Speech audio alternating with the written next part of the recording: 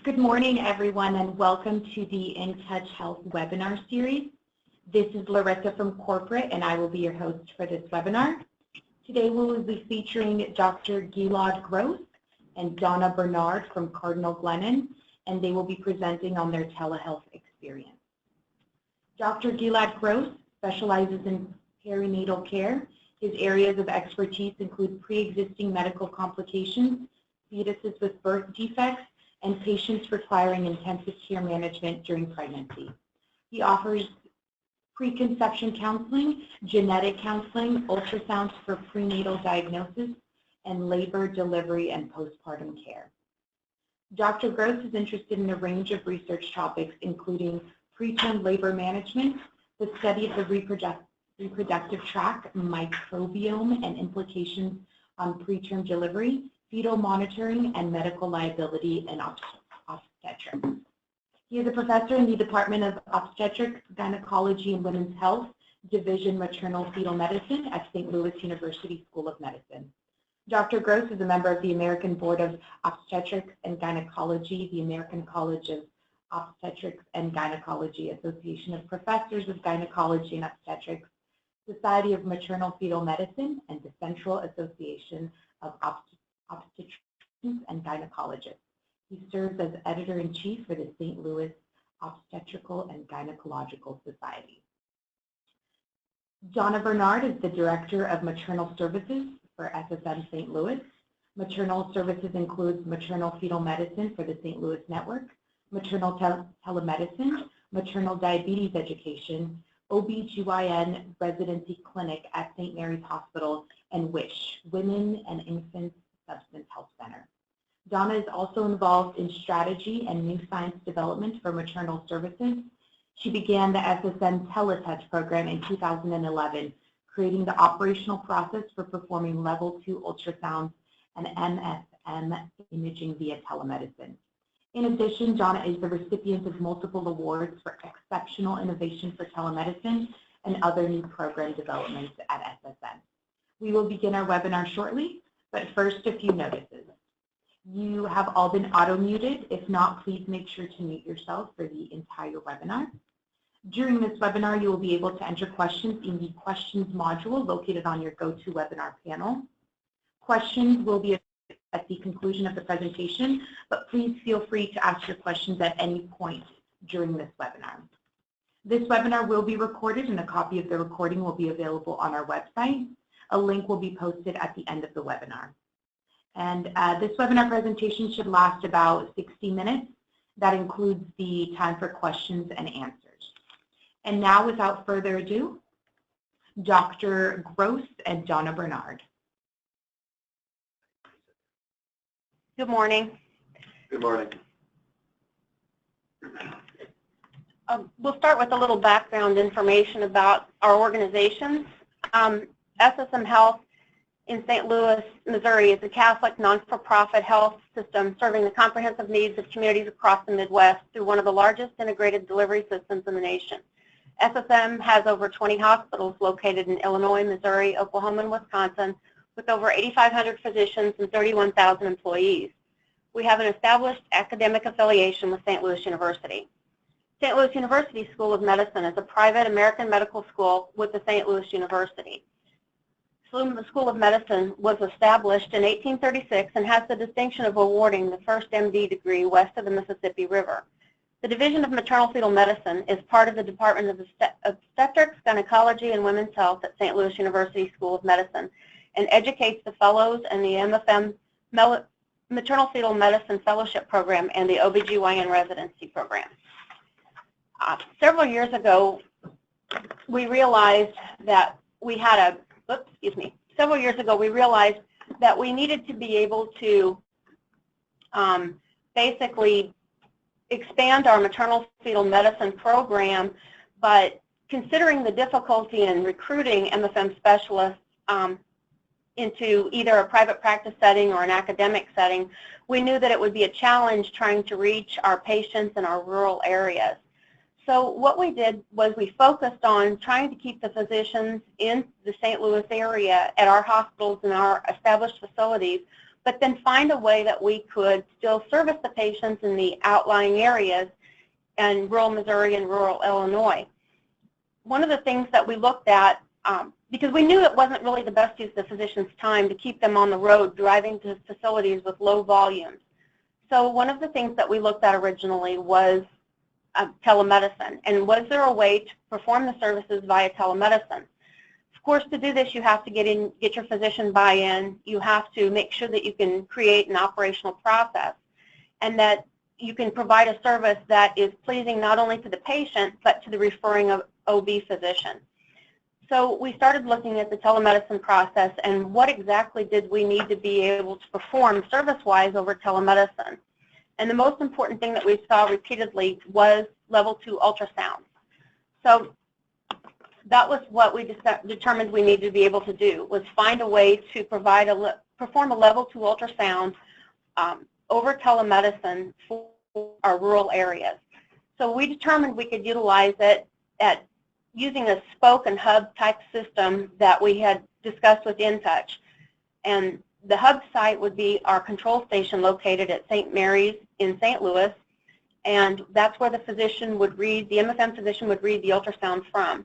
And they would perform the ultrasound at the spoke site.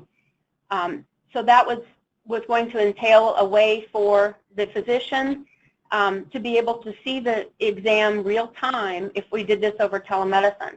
It was critical that the patients be able to interact with the physicians because, as you know, most patients that are in a high-risk situation are already kind of anxious about their care. They have a lot of questions, and we really needed this to be a real-time experience.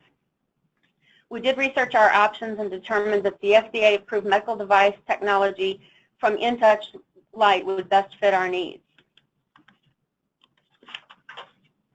The InTouch Light would provide us with a mode of communication for the physician-to-patient consultation, but needing a cost-effective way to interface the images into our EHR and structured ultrasound reporting system, we utilized cloud-based technology. The InTouch Light is connected to the ultrasound unit at the spoke site, and InTouch is our supporting partner to SSM information systems and the designated spoke site in IS departments. We then had to establish the service by working out the operational flow, how this would really roll. So what we did was go through the same way that you would set up any other type of department or service. We had to establish a gateway to the service, create a way for referring physicians to be able to seamlessly refer their patients into our system and schedule them for the service. We had determined that we would work only on scheduled appointments. We did not really have the physician resources at the time to respond to urgent or emergent needs. So this was going to be a structured, scheduled service. We knew that down the road we could probably get a little more flexible and add the ability to perform a real-time sort of for emergency situations, but initially the thought was just to do a structured schedule.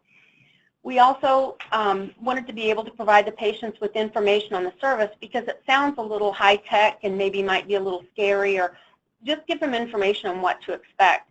So we created folders that, when we named the program TeleTouch, listed this TeleTouch process, gave patients information, gave them a sheet on with pictures of all of the physicians and their bio information, so they would have a little bit of knowledge about who they were going to see prior to the exam. Then also, the next step was to create a way to register the patients to get them into our system for billing purposes, for reports, to be able to do the reports, to have the medical records, and to meet all of the needs as far as having the physician's prenatal records and everything available to the MFM prior to the exam. This also helped us create a way for documentation of services. We had created a process for the MFM ultrasound report to integrate into the spoke site's medical records from the hub site record. This ended up being a bit more of a challenge than we had originally thought because the ability to interface into someone else's system, their EHR system, can be very costly. So it was very crucial that we had a way where we could seamlessly send our reports into their EHR system or fax them into their facilities and then have someone that can get the reports in real time, because we do provide that report same day of service. Also, operationally, we knew we had to establish an education process. So the first thing we wanted to do is to make sure that the OB physicians that would refer into the service understood the expectations and the limitations and the capability of the service. So the physician faculty, the MFM faculty from SLU got together as a division and worked out protocols for what were appropriate referrals into the maternal telemedicine, so we would manage those expectations. For example, we would see twins over the maternal telemedicine, but higher order multiples like triplets or quads were not appropriate to see over telemedicine because we really wanted to be able to see them in person. There were other high acuity conditions we determined would probably not be appropriate. One of those is being a nuchal translucency measurement. Because of such a finite measurement, we knew that that was something that we would prefer to do in person as well. Then beyond the creating of the protocols to structure the service for that, to manage those expectations, we needed to train the spoke site ultrasound techs. So the importance of that was most of them had experience in scanning patients for regular OB ultrasounds, but really did not have the experience in the level 2 ultrasound. So what we did was created a way for the ultrasound tech from the spoke site to come into our facility at St. Mary's, which is a very high volume, very busy service, where they could work with our ultrasound techs for a couple of days learning the exams and how the physicians would want the process to flow. Then any additional training that they felt they needed, we were happy to provide, plus we established a way to send one of our ultrasound techs to their facility for the first day of their go live. This was important because we did not want the patient to be in a new situation where she was uncomfortable, feeling like maybe the ultrasound tech was not proficient at what she was doing. And we didn't want the tech to feel anxious or nervous about that either.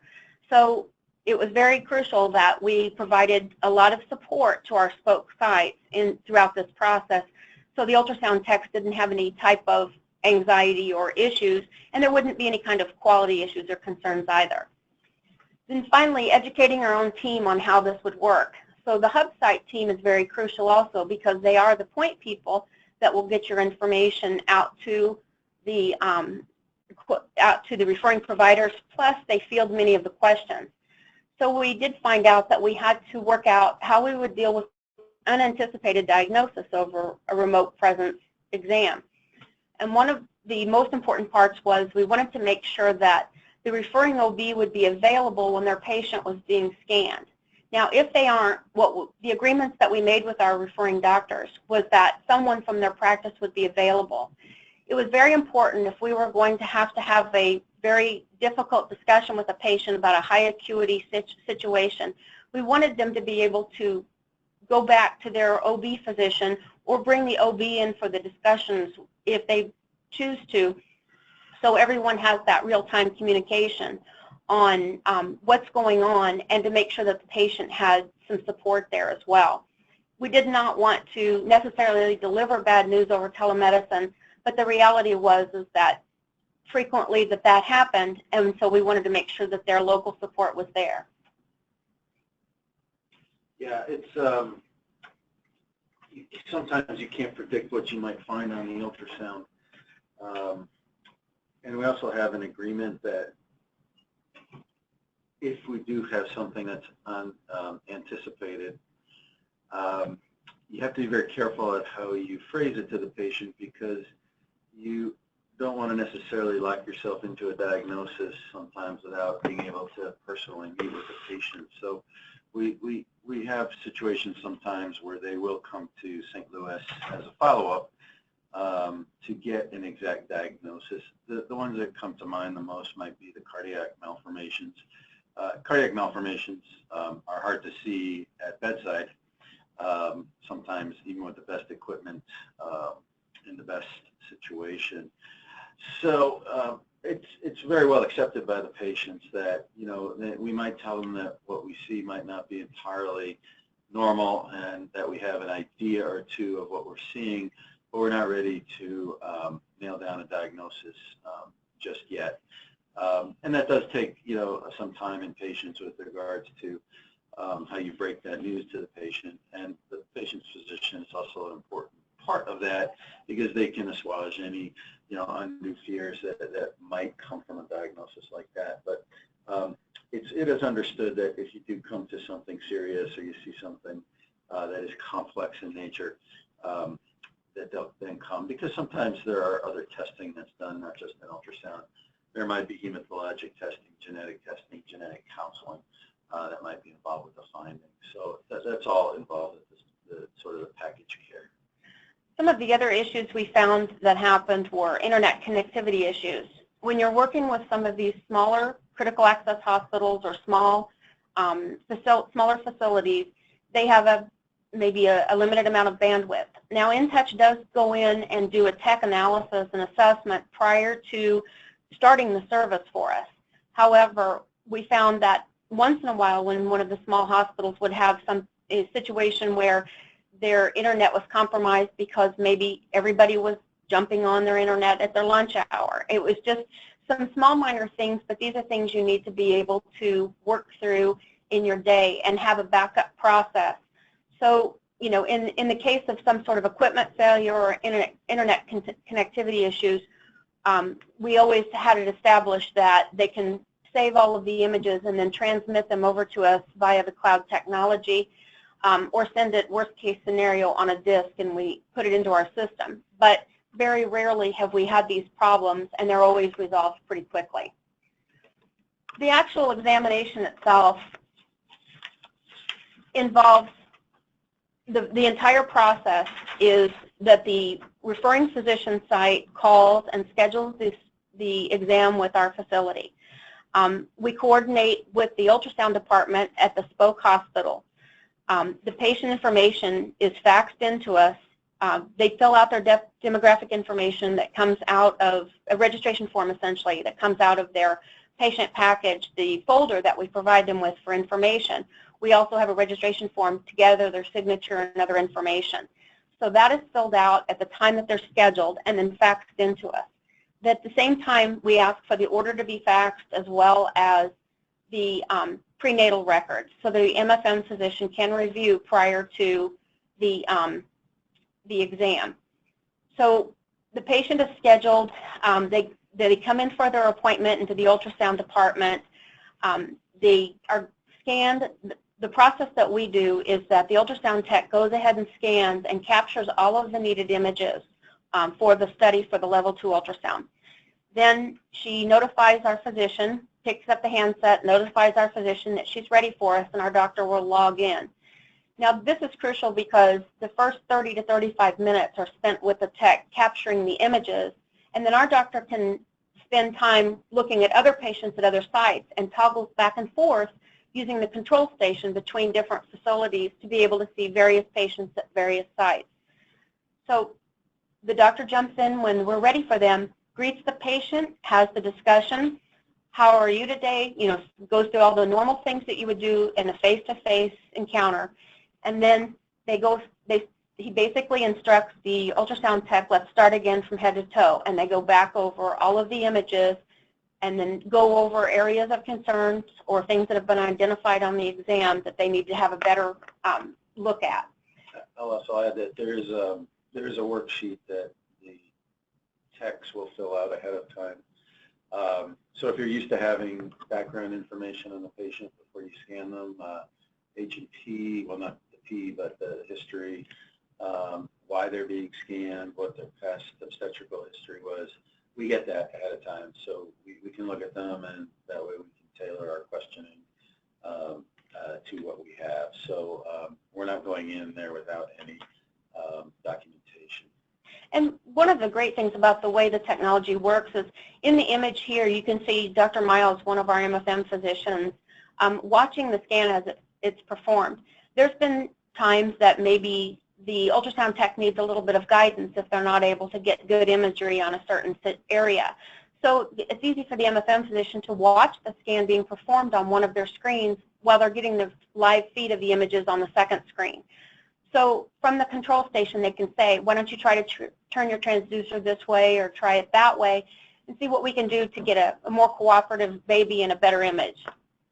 Yeah, and you can also, if you want, you can be there while the tech is obtaining the images in the first place, sort of lurking behind the scenes if you want to, and that can give you a preview of what's to come. And you can do this if you're not doing something else at the time, and I'll do this quite often, is I'll sort of watch the scan as it's being obtained, because I can't be there and do it myself. But that way, I know not everything, but I have a very good understanding of what we're dealing with just by watching the scan being done. And even if you have something else going on, you can still have that on in the background and pick up images of things that are being done. And it's a very good way for you to maybe redirect the scan once you jump in. We've noticed that since we first started this in June of 2011, we've done this for almost 5 years now. And when we first started, there was some sort of hesitancy from the patients about interacting with someone over a screen. But we believe that with the common acceptance now of FaceTiming and Skype and everything else, people are now more used to that. And so there's not really the hesitancy that we used to see.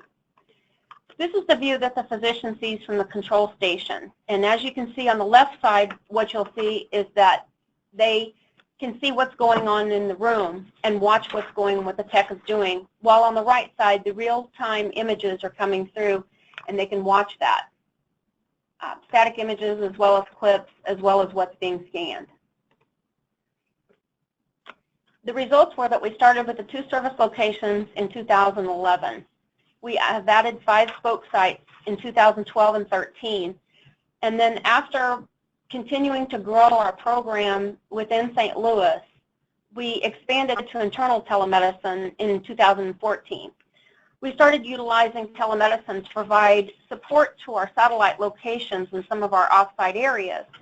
So now we use telemedicine for our genetics counselors, so they can remain at our hub site at St. Mary's, but still do genetics counseling at some of our outreach areas, and as well as some of our own MFM sites within St. Louis. Our diabetes educators are able to also perform diabetic education for our maternal patients. And then the MFM physicians themselves, when we have high volume times and we need to increase service time elsewhere, or maybe we have a coverage issue, or a myriad of things can happen, they're now able to jump in remotely from wherever they're at, watch what's going on, talk to their patients, take a look at their images, and do the encounters within our own system. It's a great physician extender, a way to utilize the best use of the physician time, as well as be able to provide all the services needed for our patients. Right now, we average about 62% of the patients that are seen at spoke sites have been able to remain in their market without ever driving into St. Louis for on-site services. We've remained consistent with about 40% referrals in, and those are generally for procedures such as fetal echoes, maybe a nuchal translucency, other types of counseling services, MRIs, and other needed care. Yeah, and sometimes they need a little bit more comprehensive coordination of care, meaning they might need to see more than one person for a visit. You might have a baby that might have some sort of congenital anomaly, and you might want them to visit with the pediatricians, pediatric surgeons, and that sort of thing. That's hard to do. When you do telemedicine, it's basically one-on-one with one provider and the patient. So we haven't got to that point yet where we have multiple inputs at one time. So that's a common reason for patients to come up. There are other reasons why, but I think we're putting a big dent in the congestion, obviously, by being able to do this.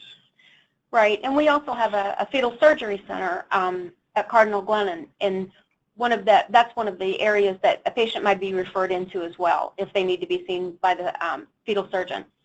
Yeah, and I also did want to say too, the hub site, actually we're working on the hub site.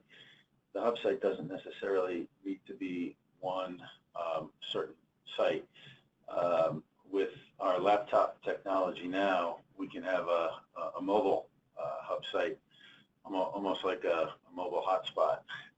so that I can take a laptop anywhere and I can provide the same exact services as if I were at St. Mary's, and we're extending that service now. To date, we've seen over 1,100 high-risk OB patients over telemedicine in a combination of either imaging, diabetes education, genetics counseling, or physician MFM consults. Finally, we know that part of the reason we started this was to be able to broaden our reach and the scope of patients that we could see in the different areas, plus create a way for the patients to not have to necessarily drive into the city. A lot of our patients have limited resources, difficulty with transportation, so we've seen an increased patient satisfaction with this program. The patient is very happy to be able to stay in their home entity site, have their scan, and 60% don't even have to drive in beyond that. That saves on their resources. We see an increase with the referring OB satisfaction because their patient doesn't have to wait as long. Their patient's not upset about having to drive into St. Louis. They're able to get their scan locally, and the OBs frequently drop in during the scans because they know their patients are scheduled, so they can interact with them as well. So it does really promote a strong partnership and relationship between the MFM physicians and the referring OBs. It's a great partnership with our spoke sites because we are now their resource, as well as someone that they can reach out to that if they need the additional help, and plus their patients have already established a relationship with our doctors. So if they are transferred in, either from someone we've identified on telemedicine or later in the pregnancy from an unanticipated complication, then we already have that relationship. And it's increased our MFM physician satisfaction because it keeps them out of their cars in the hospitals and facilities doing what they should be doing, and that's patient care. We're going to jump right into our question and answer session. We have quite a few questions. And the first question is, about how long does it take to train the level 2 sonographers? We bring them into St. Mary's for a minimum of 2 days, but it depends on their proficiency with OB scanning. If they have zero experience in performing OB ultrasounds prior, then I think a week is more likely. But it's important to know that our fetal evaluation and treatment unit, which is our ultrasound department for MFM patients only at St. Mary's, has 8 ultrasound units. We have 8 ultrasound bays. We have 12 ultrasound techs that are performing over 60 scans a day on outpatients and multiple scans also on inpatients during the day. So they get a great deal of experience. It's a very intense, quick training, very concentrated, but they will see a myriad of situations there. And also, once we go on site with them, we just do it the first time as the plan, but we have, when the tech has been concerned about certain things or is not quite sure about a situation a patient's been referred in for, we can go ahead and send a tech a second time as well. Yeah, it's very easy for us to quickly assess proficiency when we're looking at things and trying to acquire images.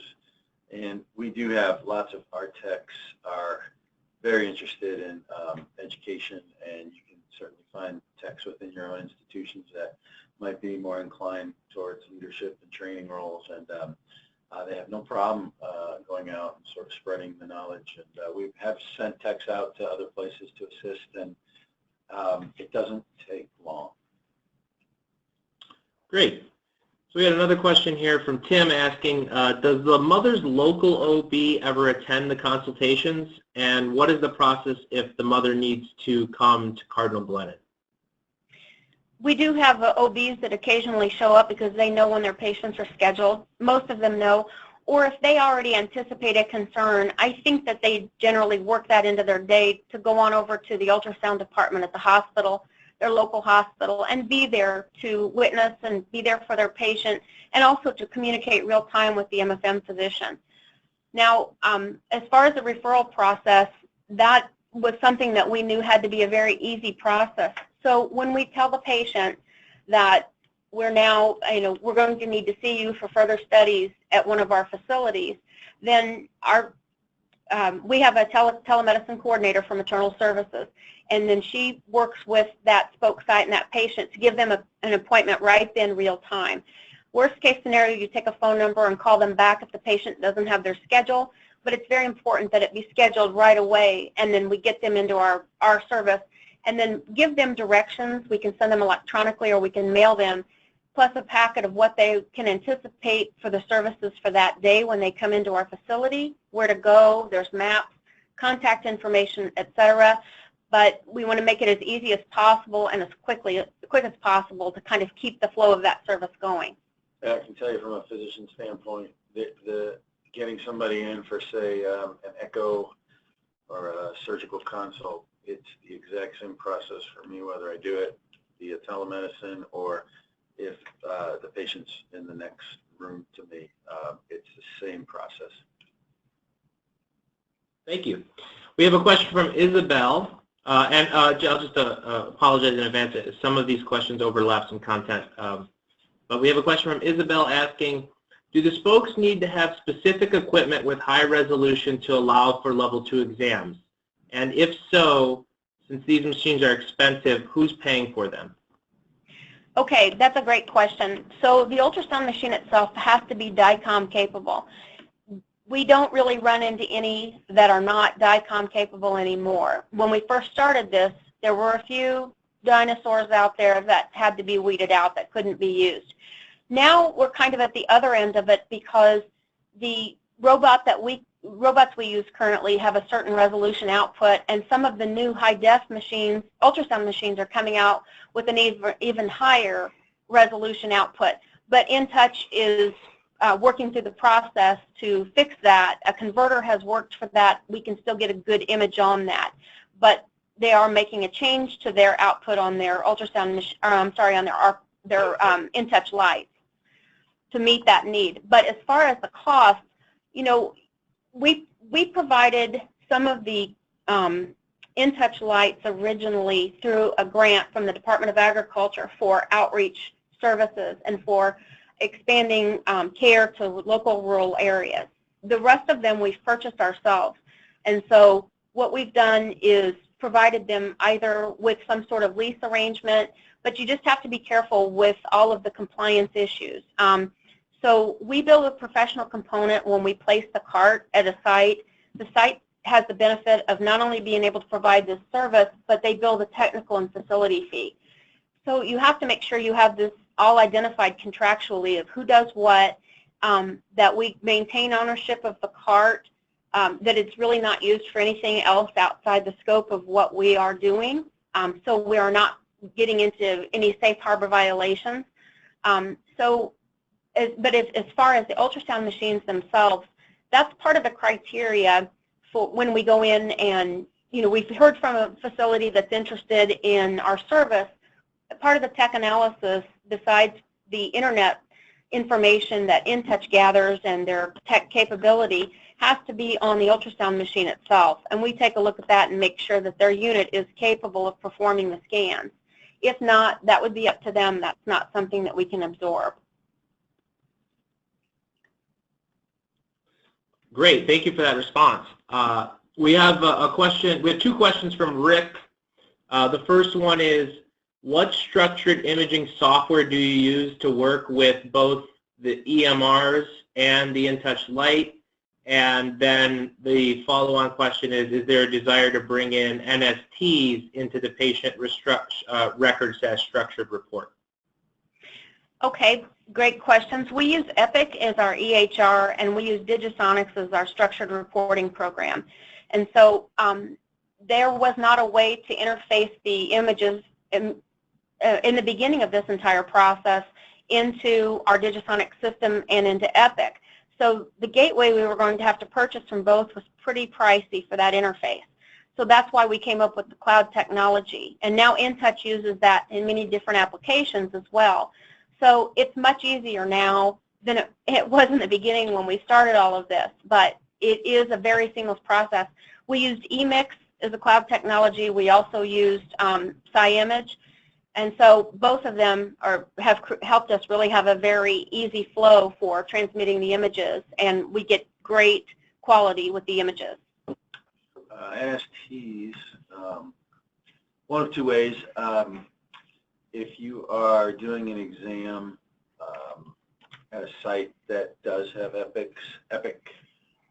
We utilize OBIC, so we can see tracings within the medical record.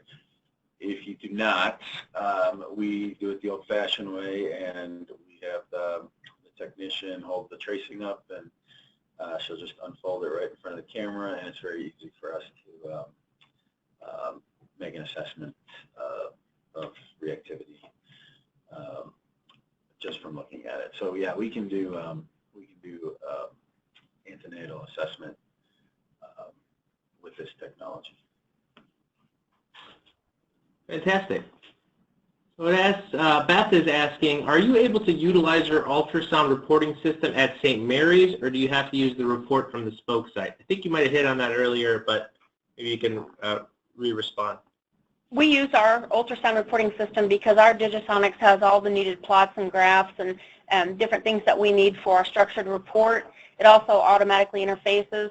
The contract itself will say that the spoke facility is required to retain the images and make them available to us, for the amount of time possibly needed for legal reasons. But then we create the report on our end, and then we have what's a Rolodex system where we can electronically send the report as soon as the physician has finished it. It goes electronically into the physician or the facility's medical records departments. It's faxed in there. Fantastic.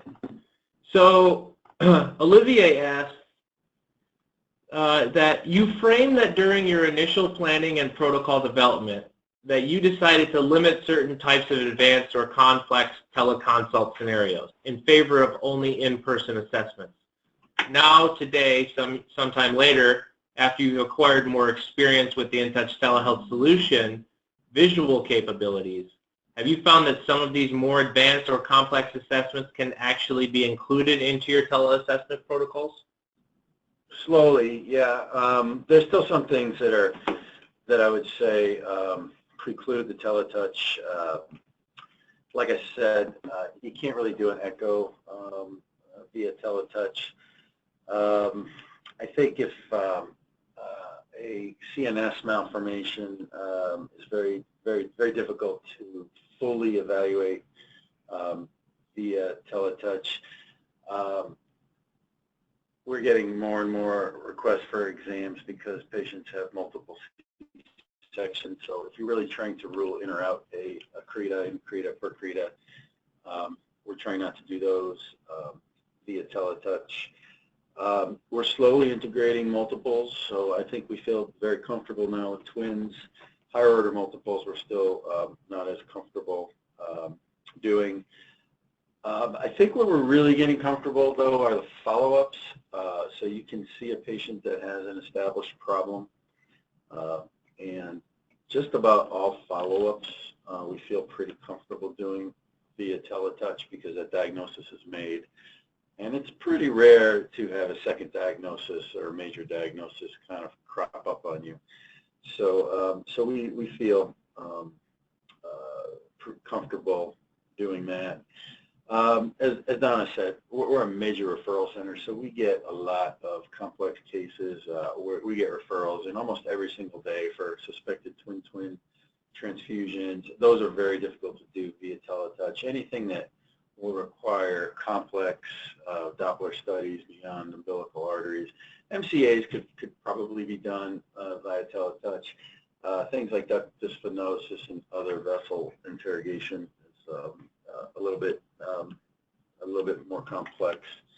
So we actually do have a teletouch indication guideline sheet. We've got about 14 or so indications that we feel are not necessarily appropriate, and we've got another handful of indications where we feel that in select cases teletouch is appropriate, and different centers can tailor it to what they feel is better on skill set.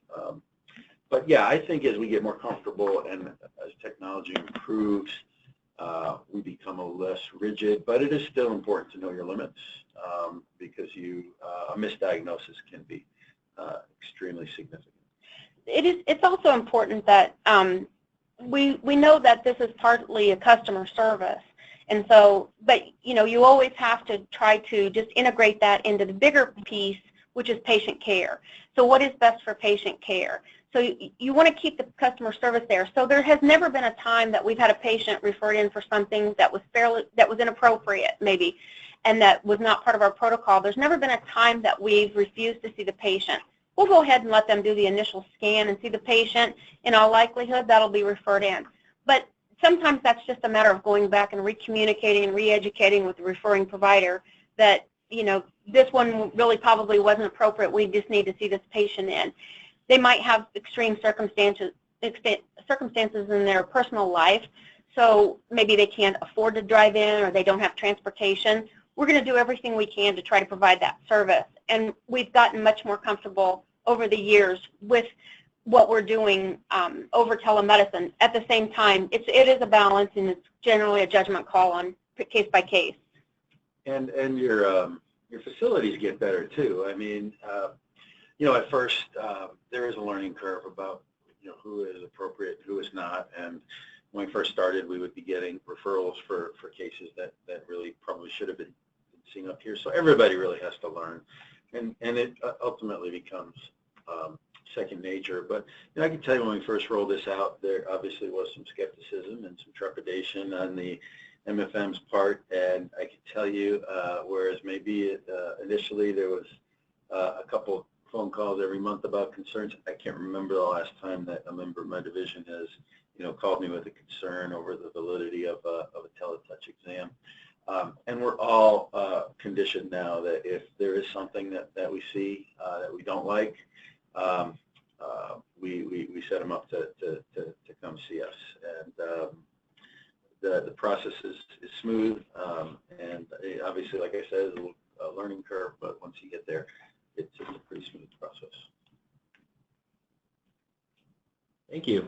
So we have another question here from Shana asking, do you follow patients being evaluated for, and I apologize for if I pronounce this incorrectly, pre-eclampsia with teletouch? If so, does the spoke site run the labs and NST or BPP, and how is this billed? So I think what you're talking about is care for a non-severe preeclamptic where you're doing outpatient management. So this is a situation where it takes extreme coordination between you and the outside facility.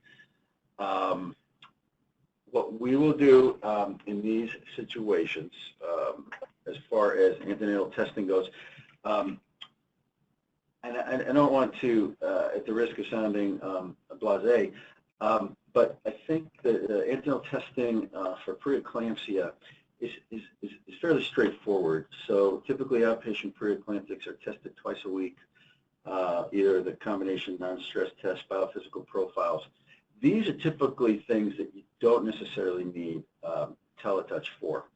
Now, we certainly have partnerships and we coordinate care with our referring physicians on preeclamptics because it can be dicey, and the decision of when to admit, when to deliver, that's fluid, and that can change every single day. So we take it, I think, even a step beyond teletouch with regards to care of these patients. We utilize our lines of communication sometimes almost daily with our partners in trying to determine if a patient can still be managed as an outpatient. I think most obstetrician gynecologists don't necessarily need our help to diagnose preeclampsia, and certainly I think most can recognize aberrant labs and when a patient slips from the quote-unquote old terminology, mild preeclamptic to severe. But I think that the use of teletouch augments our coordination of care when it comes to the preeclamptic. If you have a preeclamptic and all of a sudden now you do have, say, oligo, or you do have growth problems, or deviations in Doppler studies, I mean, those patients are going to be automatically admitted. And that's something that we can help with teletouch. I mean, if we are doing weekly BPPs and we're seeing them, we can most certainly help. But I think really the care of the preeclamptic for outpatient goes a little bit beyond just the scanning, and we can really offer sort of ongoing real-time consultation.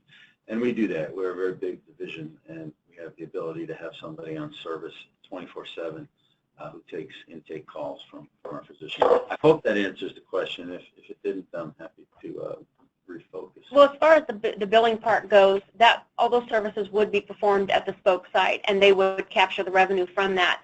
Again, the only thing that we see from this, from a revenue standpoint, is the professional fees. So everything else, technical facility fees and procedural fees, would all go to the spoke site. Yeah, thank you both for that answer and that detailed response. So further on from the billing perspective, how are you able to bill or be reimbursed for the remote services? I think you touched on it there a little bit as far as professional fees, but how have you sort of gone into that process, and what systems have you put in place to make sure that you could capture billing? There's a modifier that's used for billing for telemedicine services, but CMS came out with the directive, I think in 2014 or 15, that basically telemedicine could not be a separate identifiable distinguished service under their umbrella.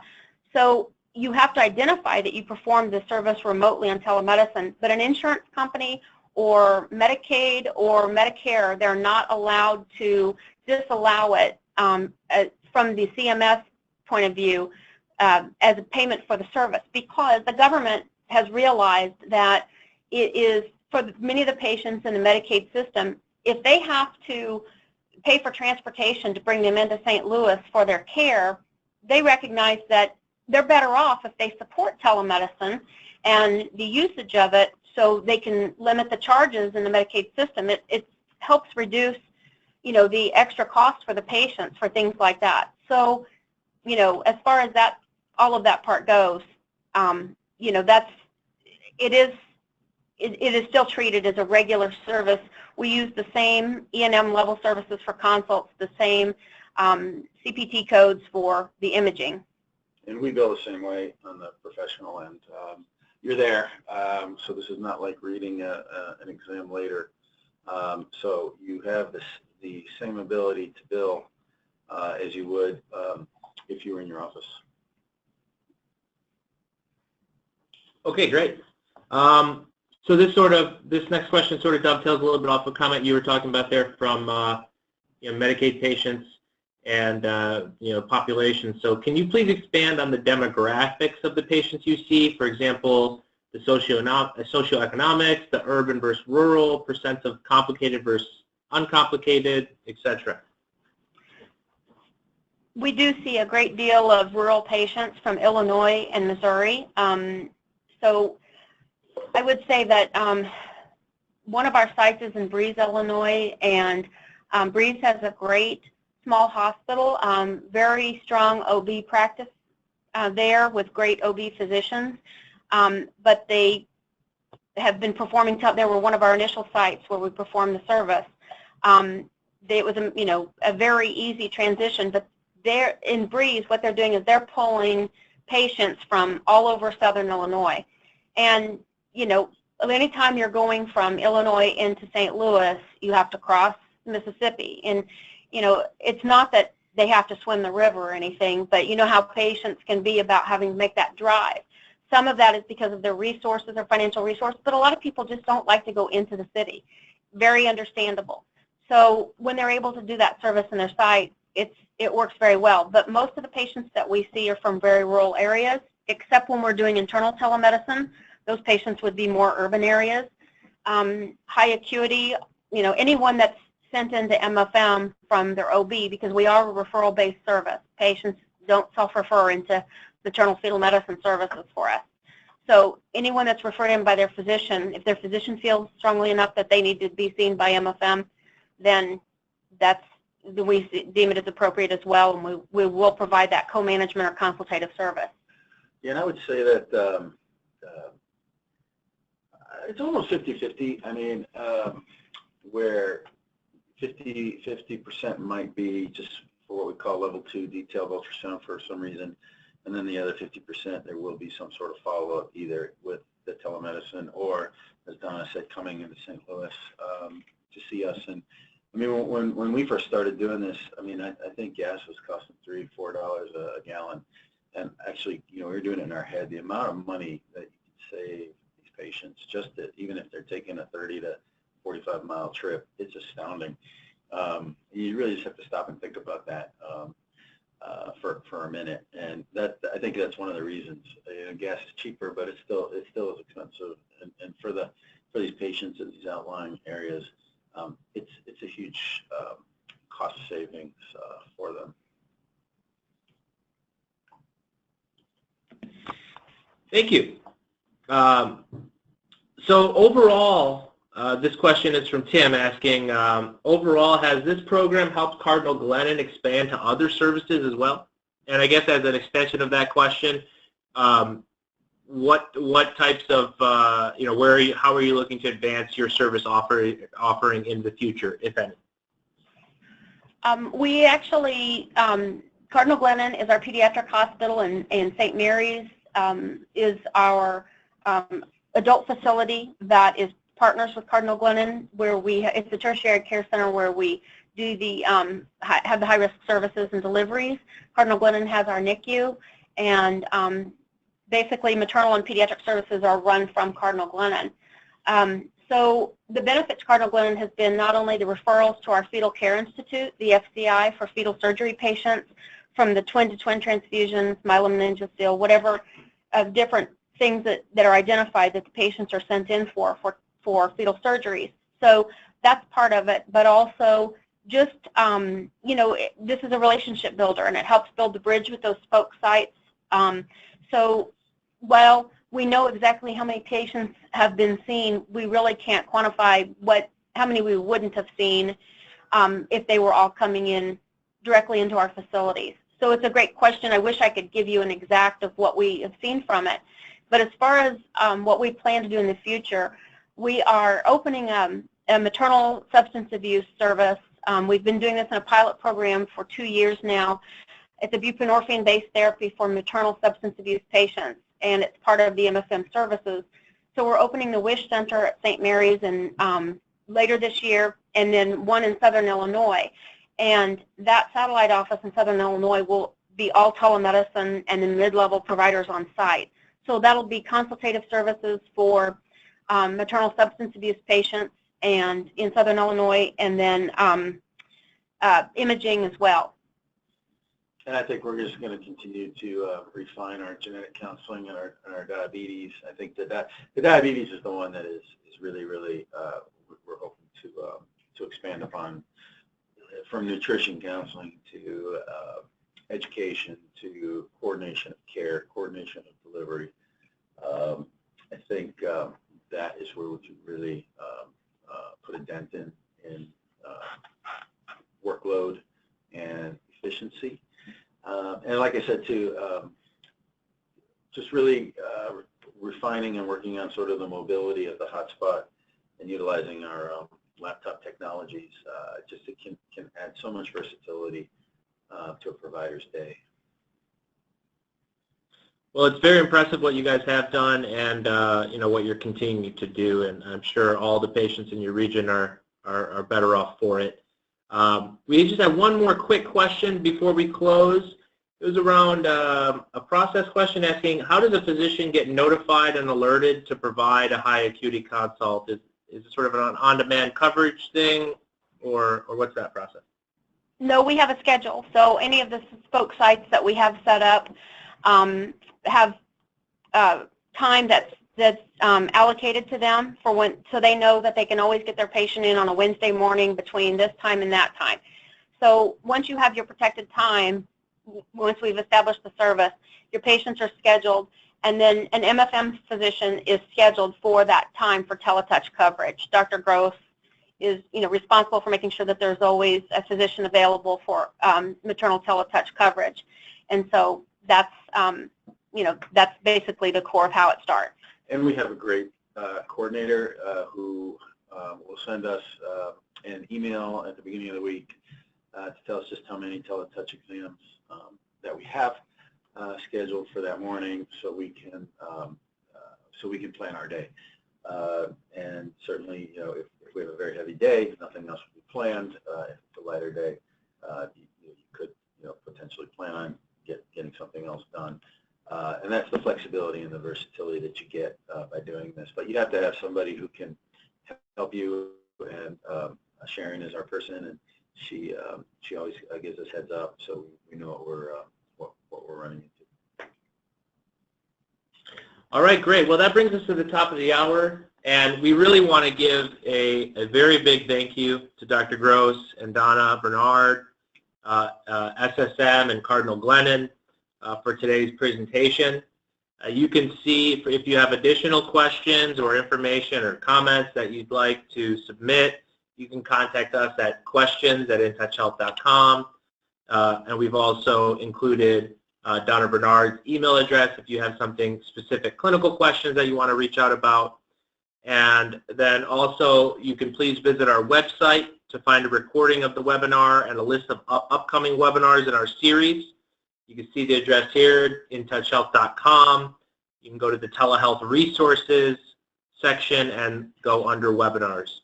So that'll conclude our webinar. Thank you again, Donna and Dr. Gross. We really appreciate your time today. Thank you. All right.